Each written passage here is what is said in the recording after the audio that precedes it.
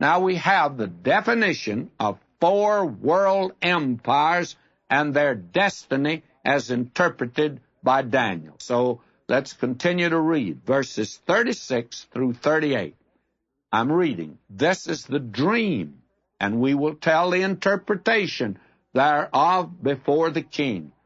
Thou, O king, art a king of kings, for the God of heaven hath given thee a kingdom, power and strength and glory, and wheresoever the children of man dwell, the beasts of the field and the fowls of the heaven hath he given into thine hand, and hath made thee ruler over them all.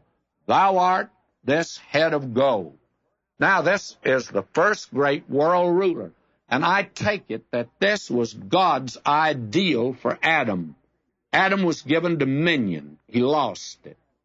And there has come now 4 great world rulers, or 4 great nations, and they've attempted to rule the world, and they've all just butchered the job. None of them have made a real success of it, but the first one did the best job, and the second, and so on.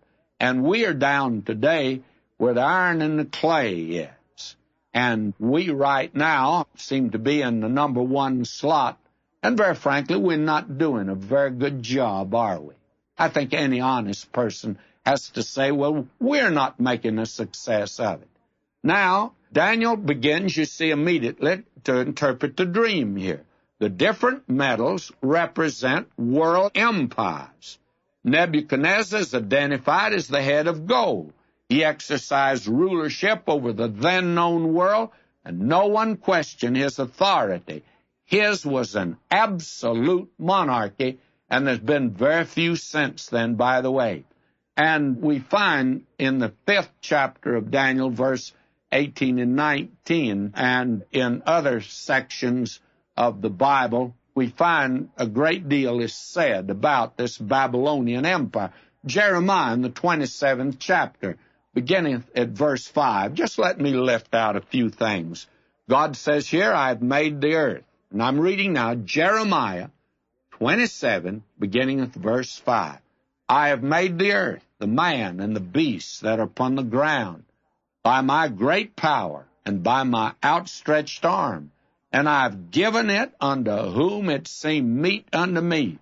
And now have I given all these lands into the hand of Nebuchadnezzar, the king of Babylon, my servant, and the beasts of the field have I given him also to serve him. And all nations shall serve him, and his sons and his sons' sons.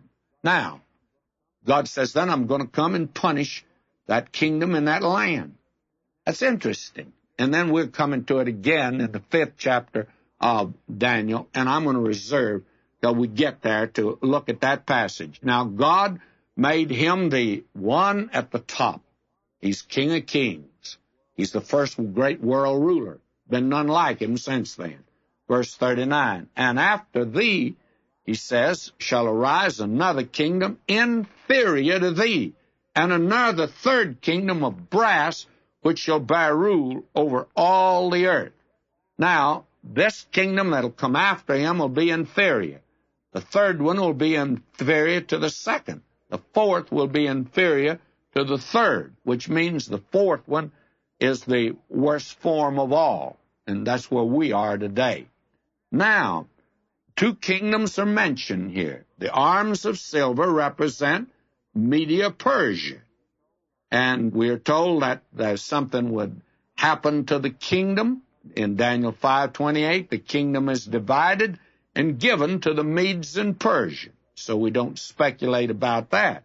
And again in Daniel 6:8, now, O king, establish the decree and sign the writing, that it be not changed according to the law of the Medes and Persians, which altereth not. Now, the 3rd kingdom, represented by brass, is the Greco-Macedonian Empire. And then we'll have something more to say about that